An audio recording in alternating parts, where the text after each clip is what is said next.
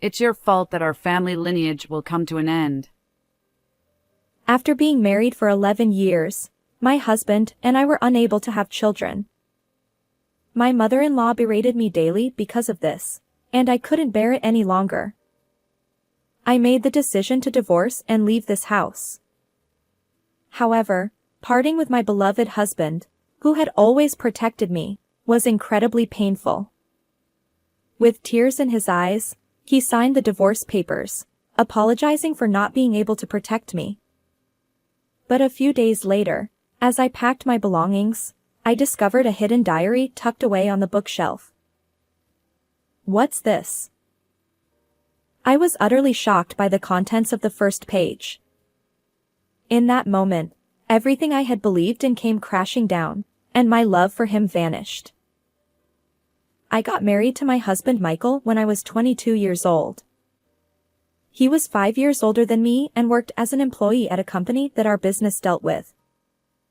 He was considerate, kind, and good at his job, making him popular with both men and women.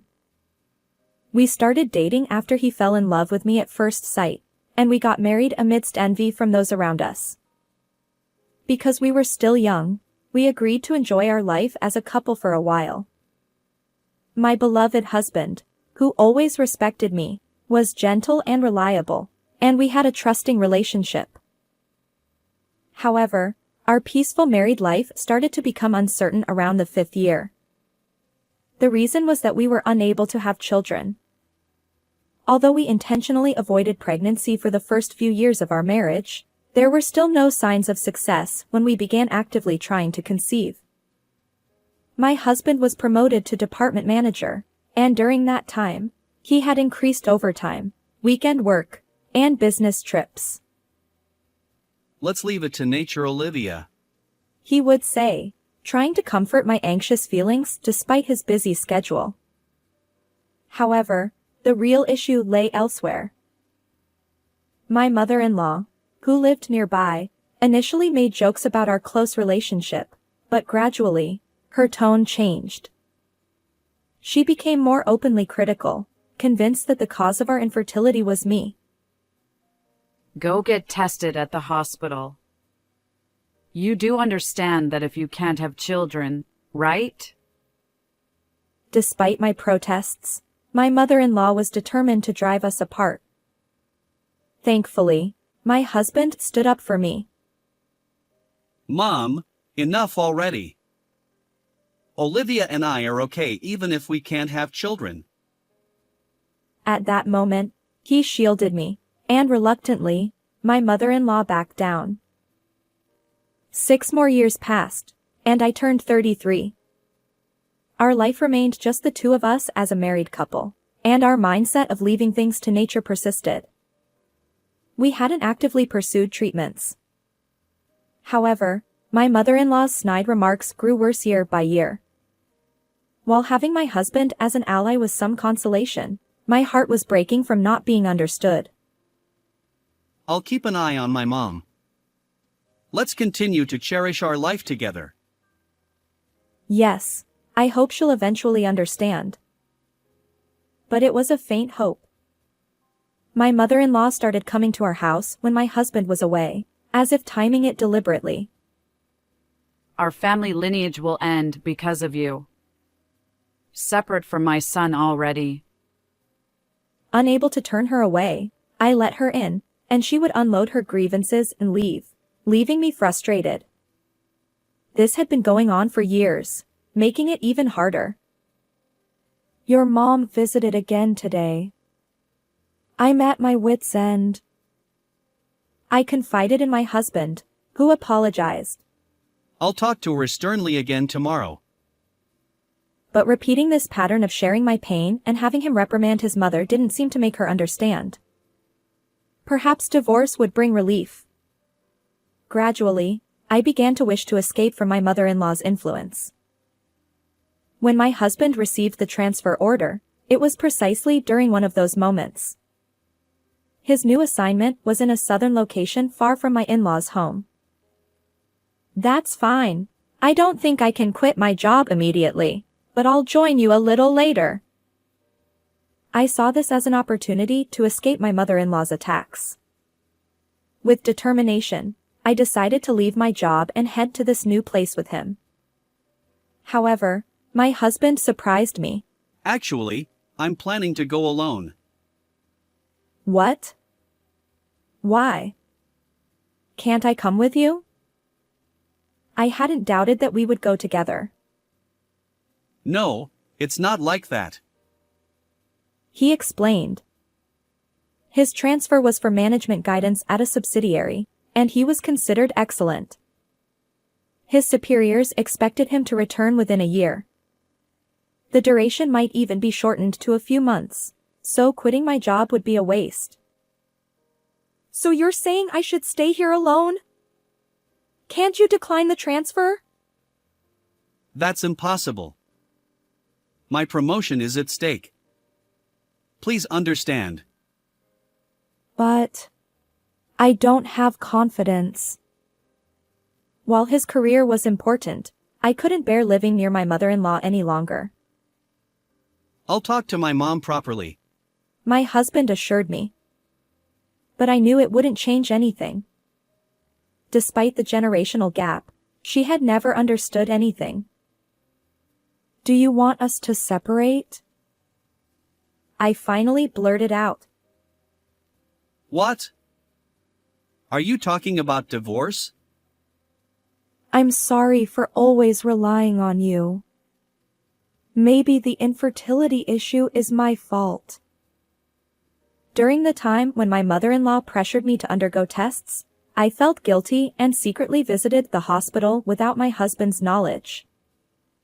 However, in the end, the cause of infertility remained unclear. I couldn't confide in anyone about the inconclusive results. It probably wasn't a big issue for us. I'm sorry for making you go through hard times because I couldn't protect you. My husband blamed himself, tearfully accepting the divorce. 3 weeks later, I focused on organizing my belongings and finding a new place to move to, aiming for the day of his transfer. It wasn't a bitter separation, but a gaping hole remained in my heart. Losing my beloved husband, I wondered how I would survive alone. Amid regrets, I reminded myself that it was for the best, considering the deteriorating relationship with my mother-in-law. Her snide remarks ceased once she learned of our divorce. You must have had a hard time too. I was also lost. I apologize. While she suddenly spoke humbly on the phone, she must have felt refreshed inside.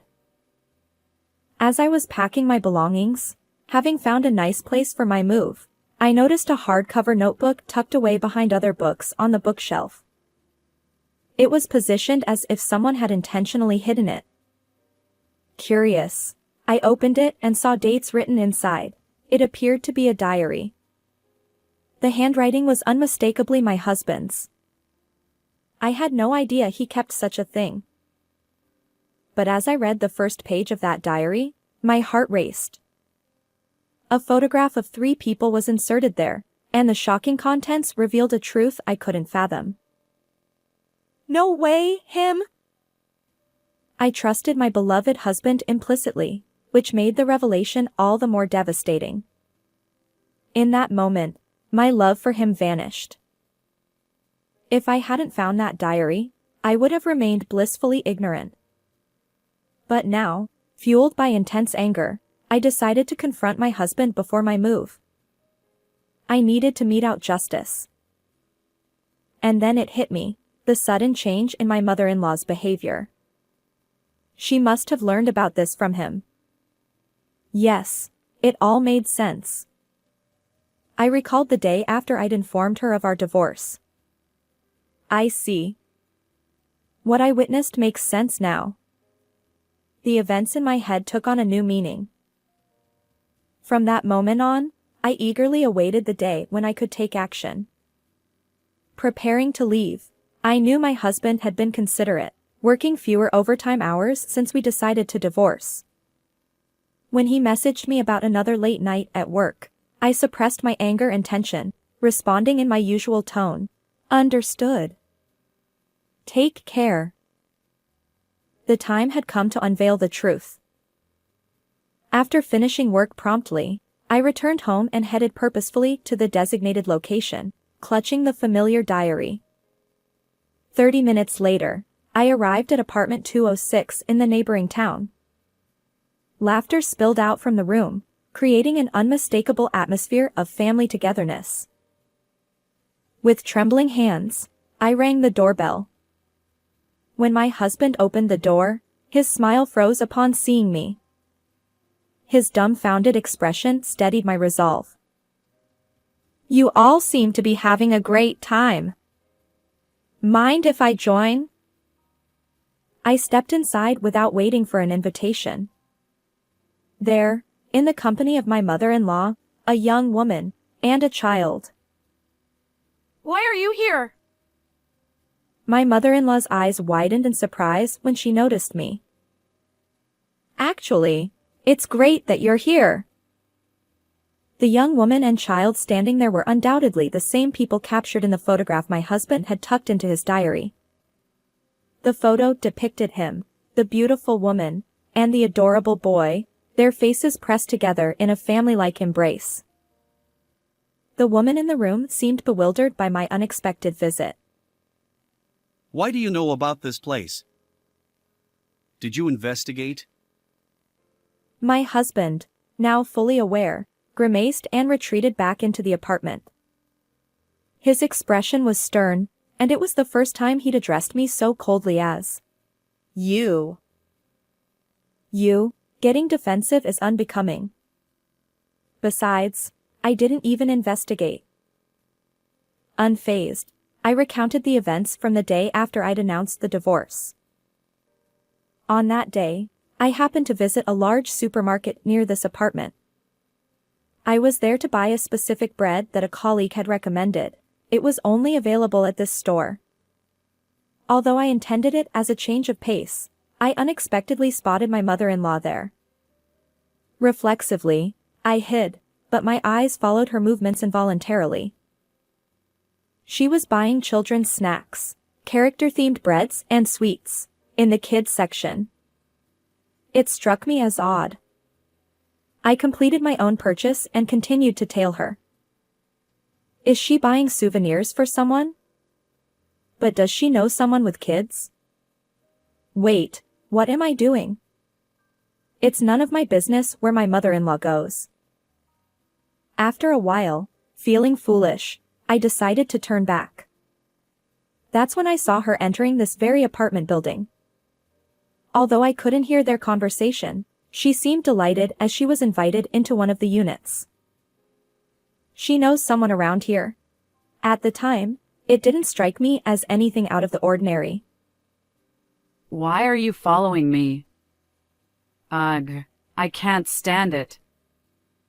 She spat at me, as if I were something repulsive. My husband, attempting to cover up the situation, stammered. No, it's not what you think. This is Sophia. She's a distant relative. What? Relative? Who are you talking about? The woman in question looked puzzled, but she seemed to grasp the tension in the air. She left her child with a nearby friend and demanded an explanation from my husband. I'll explain later. Anyway, just go home, please. I'm begging you. Seeing my husband attempt to dismiss me, I retrieved the diary from my bag and opened it to reveal its contents. My husband stammered. Why would you have that? I was hiding it. Oh, wait, no. I knew you were hiding it. I found this a week ago. I pointed to the first page, where he had written, Starting today, I'll keep a diary. It's a commemoration of becoming a father. As for my wife, she'll probably run away eventually. This entry was dated 6 years ago. My beloved husband hadn't just cheated, he had fathered a child outside our marriage. The humiliation and emptiness I felt at that moment would likely stay with me for a lifetime. When I underwent infertility testing, the mere thought that she might already be pregnant filled me with frustration, causing my body to tremble. My husband blurted out. Seriously? Why did you find it? Hold on. Explain what's going on. Sophia, the woman introduced as such, couldn't bear the situation any longer. She raised her voice, demanding an explanation.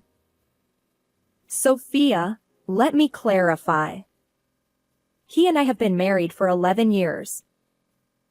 I took over for my husband, who was flustered when confronted with the diary, and explained the situation. Wait, you're married? He said he was single. He's been deceiving me from the start. My husband stammered. Well, initially. But I was thrilled about the child. She couldn't conceive. Curious, I asked when their relationship began. Sophia revealed that my husband had been a regular at the cafe where she worked, around the time he became a manager, 6 years ago. Their child was almost 5 years old, so she must have become pregnant soon after. Although the child was recognized, they were in a de facto relationship. Sophia had been divorced before meeting my husband, and due to negative perceptions of remarriage, they chose a de facto marriage even after she became pregnant. Finally, I understand. You were able to act so nonchalant because you already had a child. Every time you told me to leave things to nature, it felt like you were blaming me. But I have a child, so it's only natural, right? Besides, I treated you kindly. My husband, whom I had thought considerate and gentle, revealed his true self, a self-centered individual. You admit that you deceived both Sophia and me, right? Sophia, arms crossed, stared at him silently. My husband, exposed to the stern gaze of the two women, seemed to have given up on deceiving us. If I said it was all work-related, nobody would suspect a thing. Leading a double life was a breeze. He confessed shamelessly. Apparently, his overtime and business trips weren't work-related after all. Why didn't you divorce me even after going to such lengths? I asked, though I didn't expect a reasonable answer. Because it would have affected my promotion. He replied, his laughter twisted. He was no longer the man I thought I knew. Is that really the only reason? Divorce is common nowadays. Leading a double life is far worse. Well, I was trying to get you to say divorce. If that's the case, I don't need to pay alimony. He pretended to protect me while secretly expecting me to give in to my mother-in-law's long-standing harassment. And your promise to talk to your mom about her behavior was a lie too. Yeah, well, there's no way I could reason with her. I'd just get scolded. So, I encouraged her to harass you even more. Enough. It doesn't matter anymore. A childless wife like you is useless. My mother-in-law suddenly started shouting after being unusually quiet, and her remarks were so unlike those of any other woman. Their twisted dynamic was a textbook example of like mother, like son. What if I hadn't brought up divorce? What was your plan? You can't keep leading a double life forever without getting caught. Yeah, that's right. I thought I was so lucky. Everything was going too smoothly. My husband replied, smugly. Isn't it amazing how God works? I was overjoyed and immediately told my mom about the divorce and the child.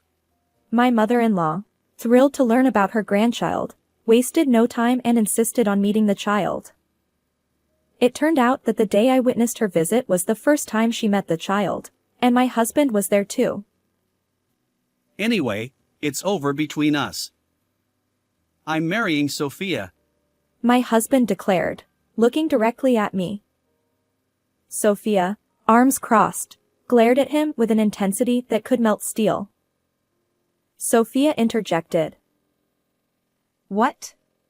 I chose a de facto marriage.